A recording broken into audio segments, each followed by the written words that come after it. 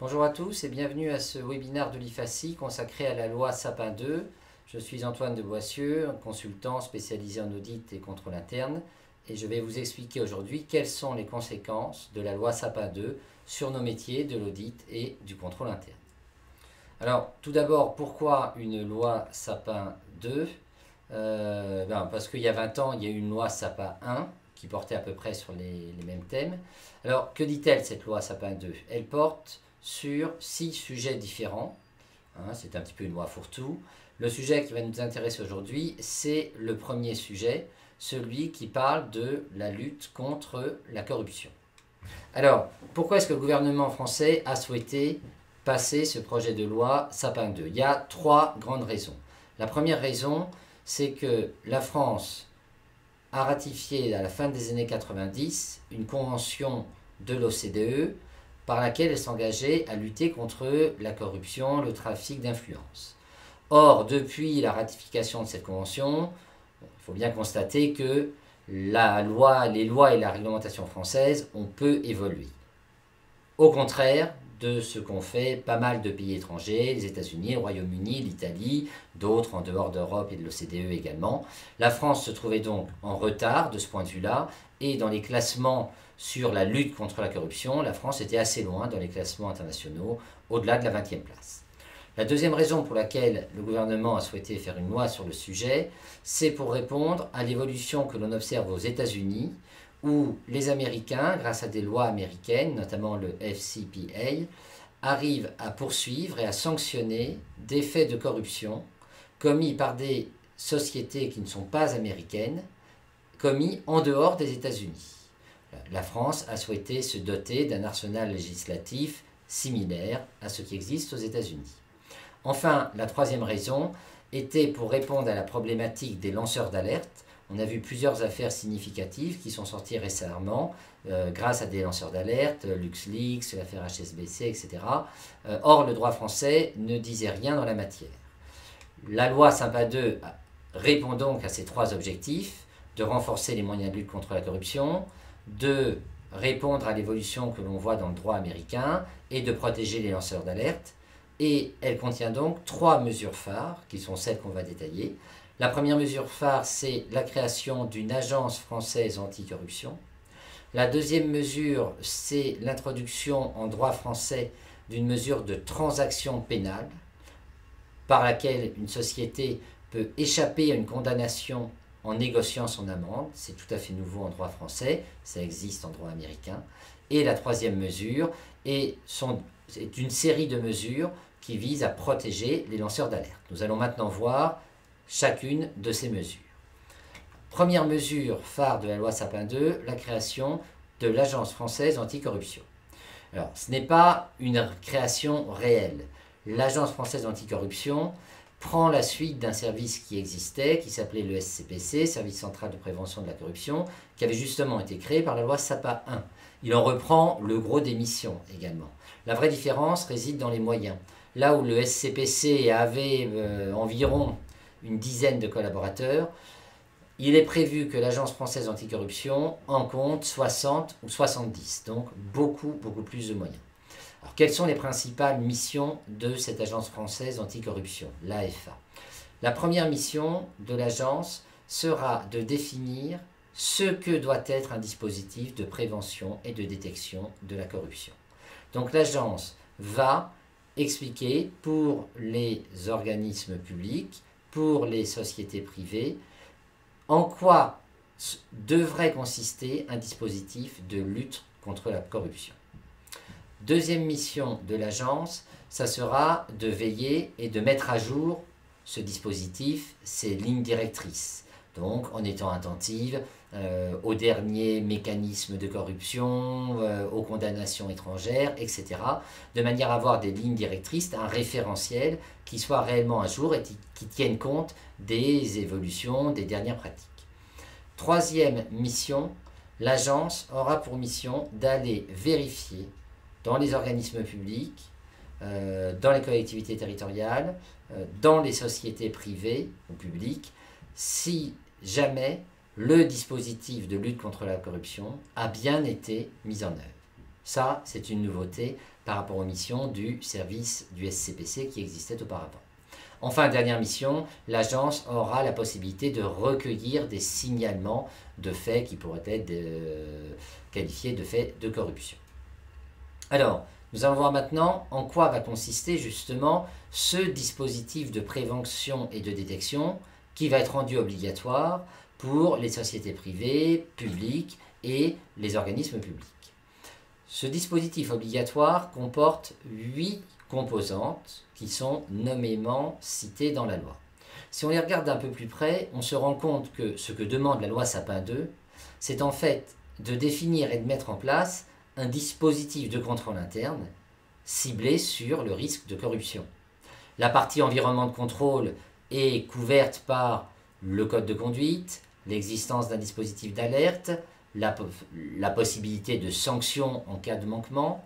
La partie évaluation des risques est couverte par les points 3 et 4 du dispositif, donc l'obligation d'avoir une cartographie des risques de corruption et des procédures d'évaluation de ces risques. On retrouve bien la troisième couche du COSO, donc via le point 5 ici qui sont les procédures de contrôle, une animation essentiellement par le biais de formation, et enfin, dernière étape du COSO, le pilotage qui est bien prévu par la loi Sapin 2 au point 8, donc par le fait d'avoir un dispositif de pilotage de l'ensemble. Donc ce que demande cette loi Sapin 2, ce n'est ni plus ni moins que de mettre en place un dispositif de contrôle interne spécifiquement dirigé sur le risque de corruption. On note également que la loi Sapin 2 donne à l'Agence française anticorruption la mission d'aller vérifier si ces dispositifs ont effectivement été bien mis en œuvre.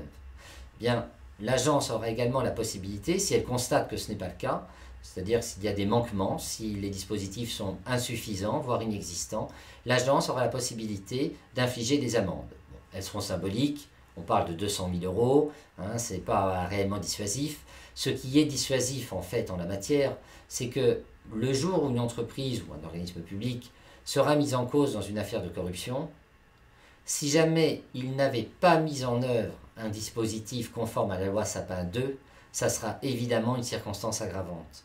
A l'inverse, s'il avait mis en œuvre de bonne foi un dispositif conforme à la loi Sapin 2, ça sera une circonstance atténuante. C'est déjà le cas avec des dispositifs similaires au Brésil, en Suisse, au Royaume-Uni.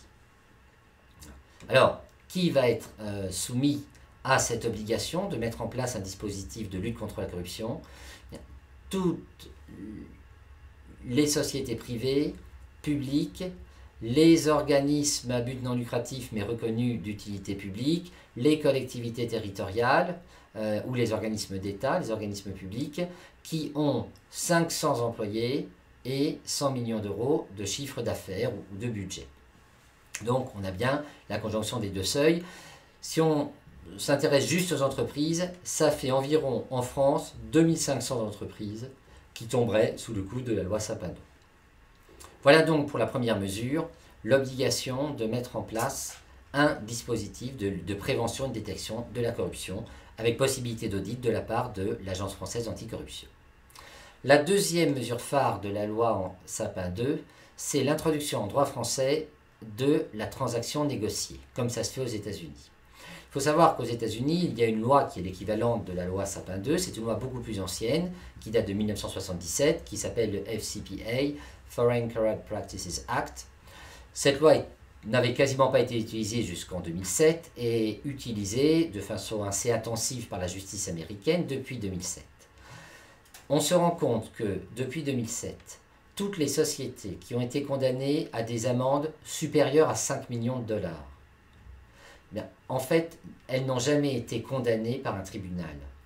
Les amendes ont été prononcées systématiquement à la suite d'une négociation avec la justice américaine, à la suite d'une transaction négociée directement avec la justice américaine. C'est ce mécanisme que la loi Sapin 2 veut introduire en droit français en prenant acte de l'efficacité de ce type de mesures aux États-Unis. Autrement dit, les procès ne vont jamais au bout, n'aboutissent pas. Par contre, quand on est encore dans un jeu de pouvoir, d'un rapport de force avec la justice. Aux États-Unis en tout cas, la justice arrive à forcer la négociation d'une transaction. Donc la loi Sapin 2, contrairement à des critiques qui ont été faites ici ou là, n'est pas du tout symbolique sur ce point-là. Elle fixe comme plafond possible des amendes un plafond de 30% du chiffre d'affaires annuel des sociétés concernées. Ça veut dire que c'est quasiment comme s'il n'y avait pas de plafond, comme s'il n'y avait pas de limite, ce qui est proche de ce qui existe en droit américain. Troisième dispositif phare de la loi Sapin 2, une batterie de mesures qui vise à protéger les lanceurs d'alerte. Là encore, le droit français ne disait rien là-dessus. Donc, la loi Sapin 2 corrige cette lacune. Qu'est-ce qu'elle dit? Elle prévoit tout d'abord un anonymat pour les lanceurs d'alerte. On ne doit pas savoir, leur nom ne doit pas être révélé au public.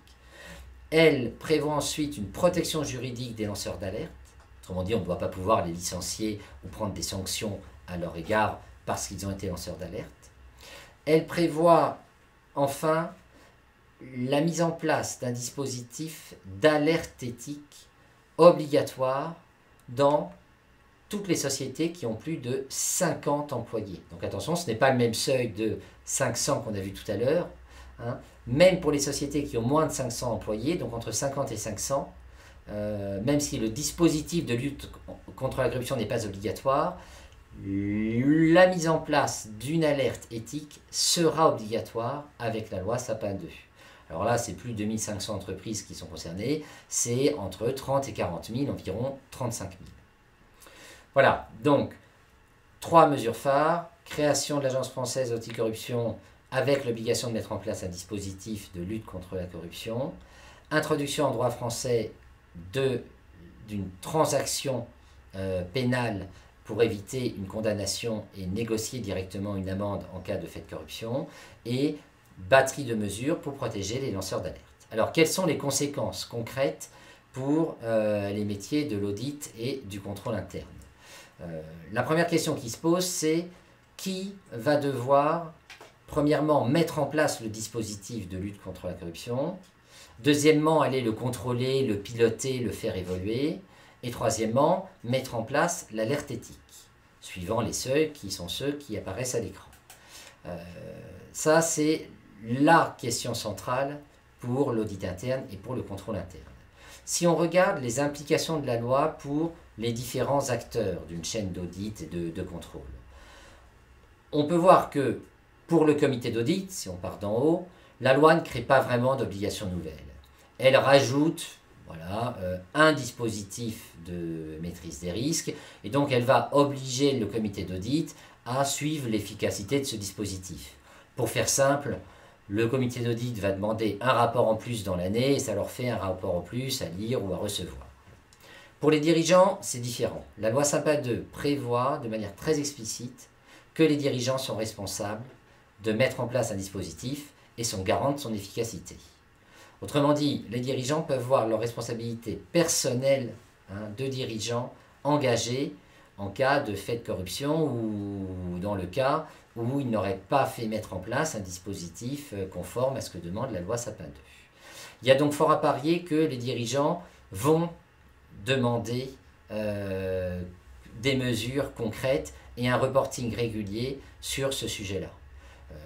Conséquence pour l'audit interne, l'audit interne devrait être sollicité en 2017-2018 par le comité d'audit d'une part, par les dirigeants d'autre part, pour donner l'assurance qu'un dispositif conforme à la loi Sapin 2 a bien été mis en œuvre et que ce dispositif fonctionne bien et, pour le dire de manière un petit peu cynique, que la responsabilité des dirigeants ne pourrait pas être engagée dans le cas où des faits de corruption seraient mis en évidence.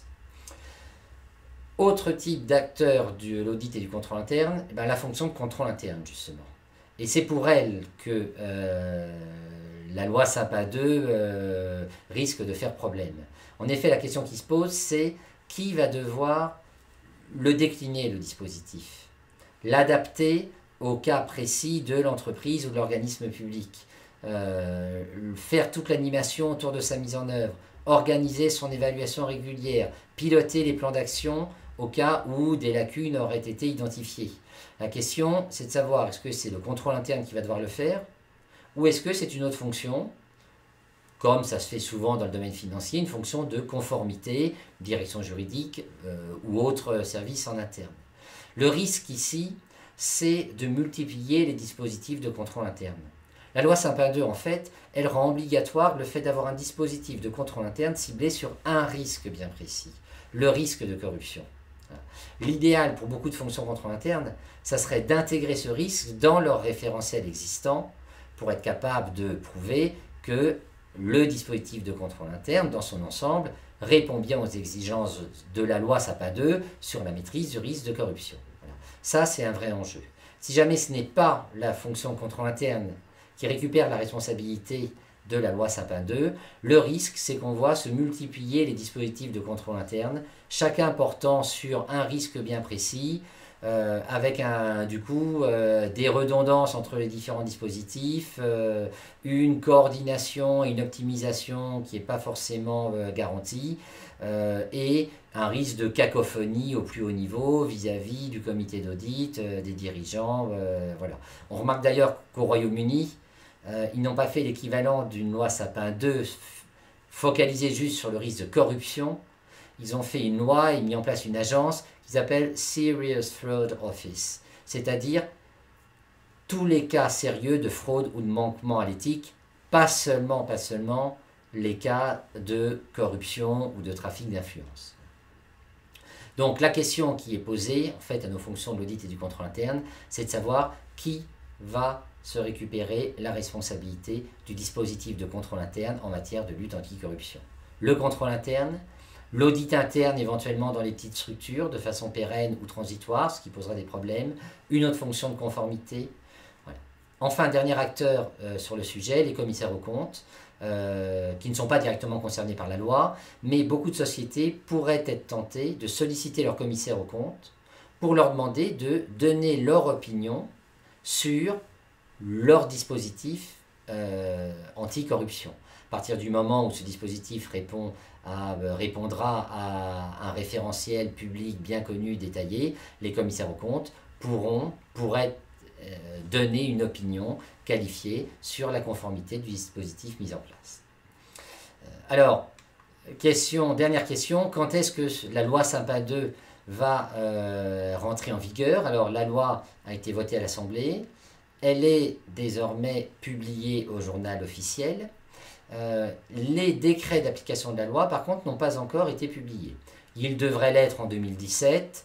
Le gouvernement essaiera sans doute de les publier avant les élections, donc plutôt au premier trimestre 2017. La loi sera réellement en vigueur lorsque les décrets d'application seront publiés. Alors, elle ne s'appliquera pas directement parce qu'il faut laisser le temps à l'Agence française anticorruption de monter en puissance. L'agence est en cours de création, elle est en train de chercher des locaux, elle a une petite dizaine de collaborateurs actuellement, elle doit passer à 60-70. Donc le temps qu'elle définisse son organisation, les missions des uns et des autres, la nature des postes à pourvoir qu'elle arrive à recruter, il va falloir plusieurs mois. Il faudra ensuite, une fois que les équipes seront constituées, qu'elles définissent les référentiels, qu'elles les constituent, qu'elles les communiquent. Voilà, toute cette partie de constitution de l'agence et de travail sur les référentiels devrait leur prendre, disons, une bonne année. C'est-à-dire que les premiers audits et contrôles diligentés par l'agence ne devraient pas intervenir normalement avant 2018. Voilà donc pour les principales mesures de cette loi et les conséquences sur les fonctions de l'audit et du contrôle interne. Alors, en conclusion de cette loi, on peut s'interroger sur son efficacité réelle en matière de prévention et de détection de la corruption. Première question que l'on pourrait avoir quant à son efficacité, ou le premier doute, c'est sur la capacité de contrôle de l'Agence française anticorruption. Passer de 10 à 60 agents, c'est très bien. Les agences équivalentes au Royaume-Uni et en Italie comptent en fait 300 agents, pas 60 ou 70. Elles ont donc 4 fois plus de moyens. La question qui se pose, c'est quels seront les moyens dont disposera l'agence pour aller faire du contrôle, sachant qu'elle devra définir des référentiels. Dans la sphère publique, elle aura un rôle pédagogique, d'animation, de formation.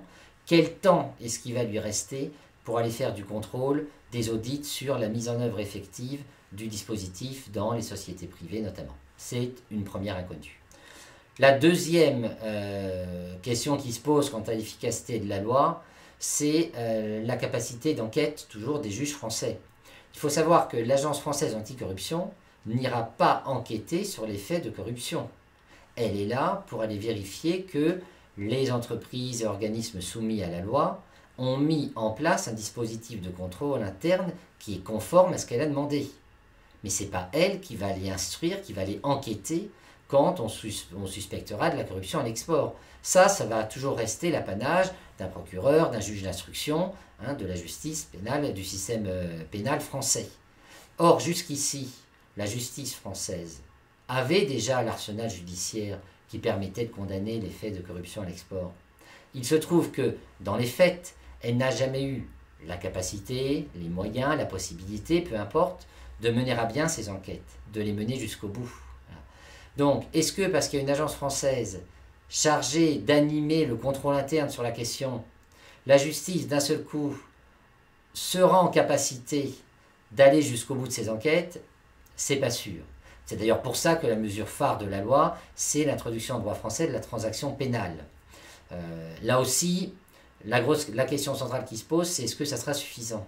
On oublie qu'aux États-Unis, la justice américaine a tendance à rémunérer les lanceurs d'alerte. La loi Sapin 2 en France prévoit qu'ils ne seront pas rémunérés. Aux États-Unis, c'est simple, ces 5 dernières années, depuis entre 2011 et 2016, la justice américaine a payé 110 millions d'euros aux lanceurs d'alerte. 110 millions d'euros qui leur ont été versés. Moyennant quoi, il y a eu pas mal de cas qui sont remontés, qui se sont terminés généralement par des amendes négociées directement avec la justice. En France, la question qui se pose, c'est, sachant qu'on ne les rémunérera pas les lanceurs d'alerte, est-ce que l'éthique professionnelle sera suffisante pour amener les preuves à la justice, les preuves suffisantes pour placer la justice, le procureur en situation de force et obliger les sociétés à transiger? C'est une question, l'avenir nous le dira. Enfin, troisième interrogation quant à l'efficacité de la loi française, là aussi qui tient toujours aux capacités du système judiciaire français. La vraie question, c'est de savoir à qui on veut appliquer la loi Sapin 2.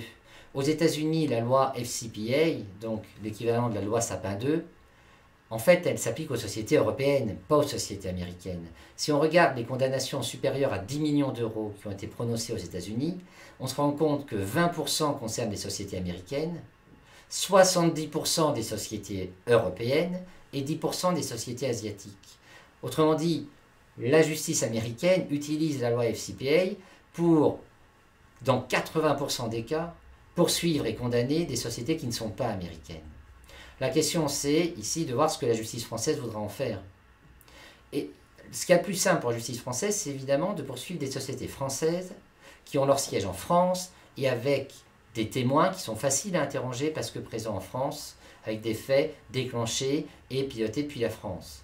Il est beaucoup plus dur pour la justice française d'instruire des faits qui ont été faits par des filiales étrangères de groupes étrangers, avec des personnes physiques étrangères qui ne sont pas résidentes françaises. C'est beaucoup plus délicat. Donc la vraie question, c'est qu'est-ce qu'on veut faire, qu'est-ce que le pouvoir politique voudra faire de la loi Sapin 2? L'utiliser, en fait, pour sanctionner les cas que la justice française arrivera à sanctionner, ça risque d'être des sociétés françaises, ou l'utiliser comme une arme de rétorsion ou de dissuasion vis-à-vis de la justice américaine. Voilà. Là, il y a une vraie question sur l'utilisation même qu'on voudra faire, que la justice voudra faire de cette loi. Voilà.